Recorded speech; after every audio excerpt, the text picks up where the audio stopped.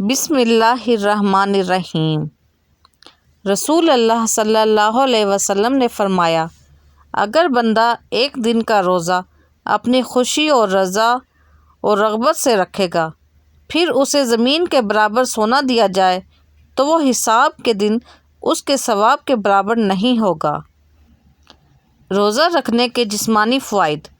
ایسا نہیں ہو سکتا کہ ہم کوئی کام اللہ کے لیے آخرت کے فائدے کے لیے کریں اور اسے ہمیں کوئی دنیاوی فائدہ نہ ہو۔ روزہ دار چھوٹی بڑی برائیوں سے بچا رہتا ہے۔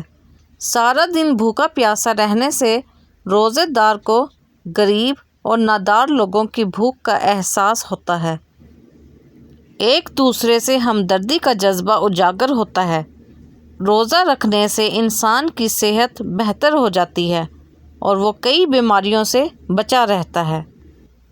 رمضان المبارک میں سحری اور افطاری کا وقت مقرر ہوتا ہے۔ اس سے روزے دار میں نظم و ضبط پیدا ہوتا ہے۔ روزے کے دوران بھوک، پیاس اور خواہشات پر قابو پانے سے انسان کے اندر تقویٰ پیدا ہوتا ہے۔ اللہ تعالیٰ روزے دار کے پچھلے گناہوں کو معاف کر دیتا ہے۔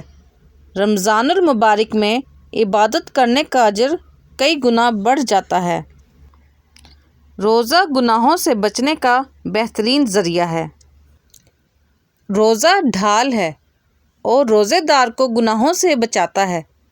روزہ جنت میں داخلے اور جہنم سے حفاظت کا سبب ہے۔ روزے میں 3 طرح کا صبر ہے: کھانے سے صبر، پینے سے صبر اور حلال خواہشات پوری کرنے سے صبر۔ روزے دار کے منہ کی بدبو اللہ کے ہاں مشک سے زیادہ پسندیدہ ہے۔ روزہ قیامت کے دن روزے دار کی شفاعت کرے گا۔ روزے داروں کے لیے جنت میں ایک خاص دروازہ ہے جس کا نام ریان ہے۔ روزہ رکھنے سے بلڈ پریشر میں نمایاں کمی ہوتی ہے۔ حدیث میں ہے، روزہ رکھو صحت یاب ہو جاؤ گے۔